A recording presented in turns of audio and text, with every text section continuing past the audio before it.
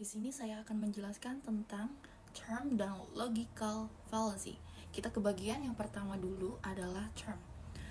Term secara umum adalah kata atau frasa yang digunakan untuk mewakili konsep atau ide tertentu. Term dapat berupa kata kerja, kata benda, kata sifat, atau kata keterangan.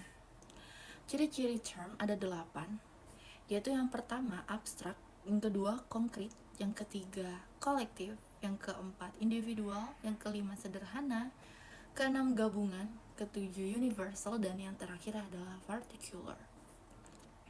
Term terdiri dari 3 jenis. Yang pertama term singular, yaitu mengacu pada satu objek barang atau individu atau golongan tertentu yang spesifik. Contohnya misalkan kursi itu atau wanita itu. Yang kedua term particular, yaitu menunjuk pada sebagian dari keseluruhan luasnya. Contohnya misalkan beberapa mahasiswa, beberapa guru, dan lain-lain.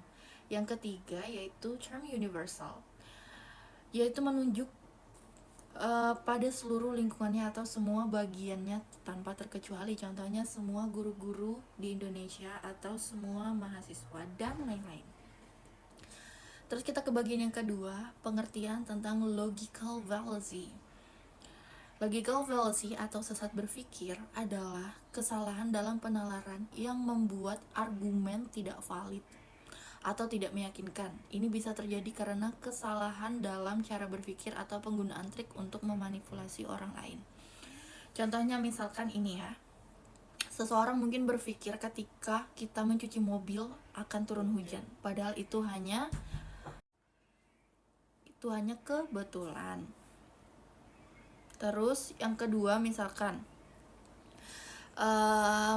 yang menyerang kepribadian lawan bicaranya daripada membahas argumennya, itu contohnya misalkan kamu tidak boleh berbicara tentang diet sedangkan kamu sendiri gendut. Jadi kayak itu tuh tidak terbukti loh, kamu gendut kok ngomong diet, itu tidak boleh.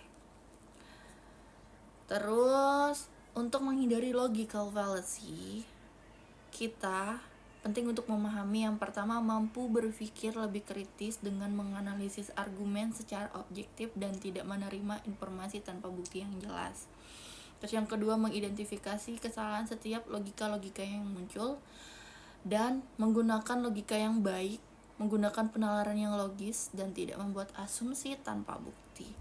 Dengan memahami logical fallacy dan berpikir kritis, kita dapat membuat keputusan yang tepat dan tidak terjebak dalam penipuan. Terima kasih.